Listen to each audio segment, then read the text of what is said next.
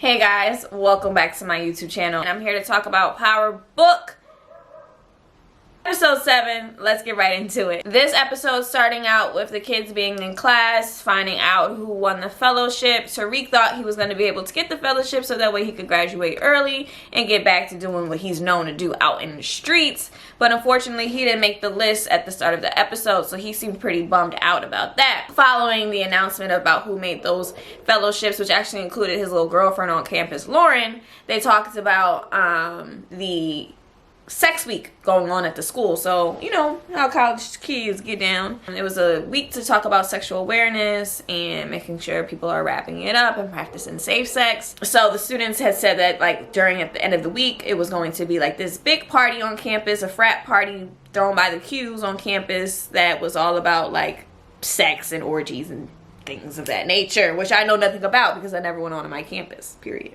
That I thought when they said the Qs that they was talking about Omega Psi Phi, but they were actually just talking about I don't want to say a regular fraternity, but a regular fraternity. I'll just go ahead and say it wasn't the Qs.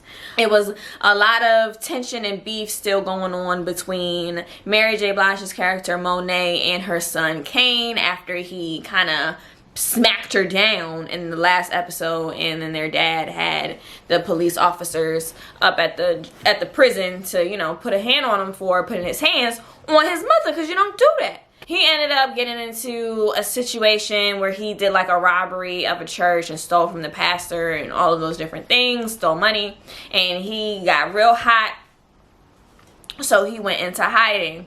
While he's in hiding, his little sister Diana comes looking for him. Diana tells him, yo, we got this drop situation going on.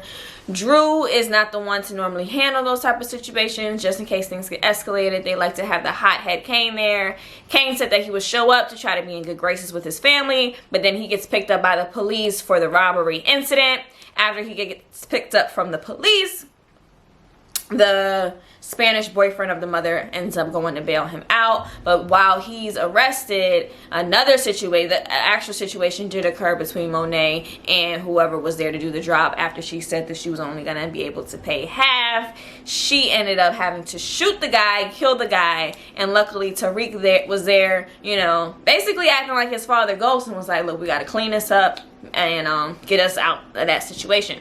When Tariq went to see what was going on with his roommate's Braden girlfriend, who was acting really suspicious. He went down to a hearing that she had for a marijuana charge, and that's where he found out that Sax was actually her uncle.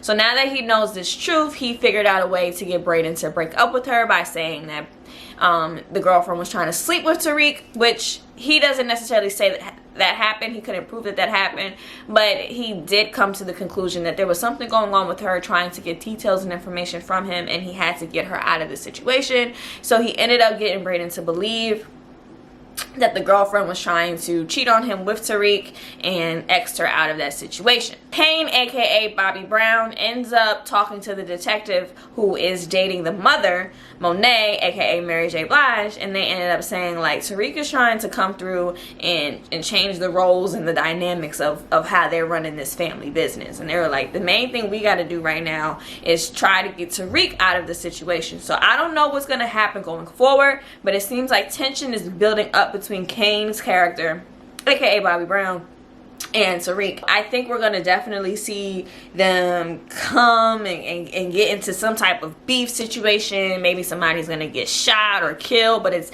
definitely escalating a scenario between those two, because right now it seems like Tariq is good with the whole family, including Monet, while Kane is starting to feel like an outsider when you know he wants to be the boss. Another interesting aspect of this episode had to do with Angela Valdez's sister, Paz, who gets called to the witness stand by Sax. Sax starts interrogating her and gets her to say Tasha was the one who was orchestrating all of the ordeals going on between Tommy and Ghost's business in the first, the first seasons of Power. After she testifies and makes Tasha look really bad, Method Man comes back on the scene, and I don't want to keep saying Method Man. His name is actually David McLean on the show. So the lawyer on the show, David, goes up there and actually gets Paz to actually say that no, she has no idea if Tasha was actually the one to pull the trigger on Ghost. She has no idea who actually killed Angela.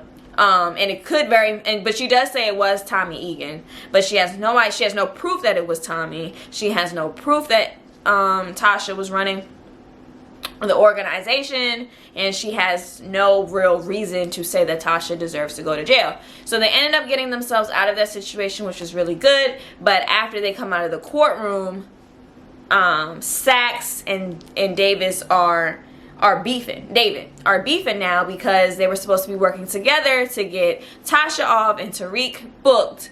But now things have taken a turn differently because Saxe's superior is like, you need to get Tasha put in jail, and he can't give away any of the details that they know it was Tariq that actually killed Ghost until they get Tasha off the hook. And now that Tariq knows that Saxe's niece is Brayden's, well, now former girlfriend, he has probable cause to say that Saxe is actually, you know, being a dirty cop, which he's known to be. So overall, it was a pretty good episode.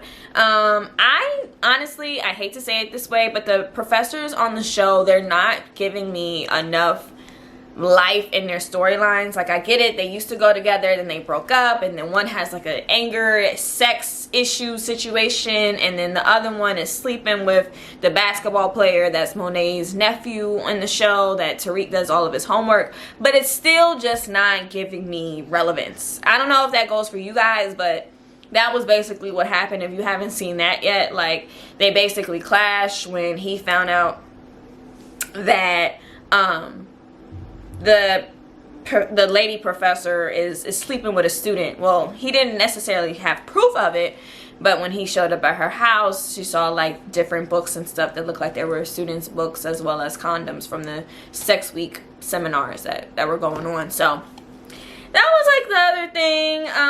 Another situation to witness was Lauren's character, who is the girl on campus, played by Paige Hurd. Her boyfriend shows up, and Tariq is like, who is this dude? He's whack, he's corny, you don't need to deal with him. She comes to the conclusion herself that she doesn't want to deal with him anymore after he pops in on her and Tariq actually playing around in the bed. They weren't getting ready to have sex, but it wasn't something that you want your boyfriend to walk into. She breaks up with him during this episode and tries to get back with Tariq by the end of the episode, but they kind of get into a little spat with each other. I think Tariq only got into an argument with her because he had just killed the guy that Monet shot. Well, he didn't just kill him, he had just finished dealing with the body and had blood all over his shirt. So if they were to get naked in that moment, she would have saw blood all over his shirt and been able to, you know, start putting two and two together about Tariq's real lifestyle outside of the classroom. So all in all, it was a great episode of Power. I'm looking forward to next week, episode 8, next Saturday on Stars. That's all I have to say for this week. Let me know how you feel about this last episode, and I'll see you all in my next video. Peace.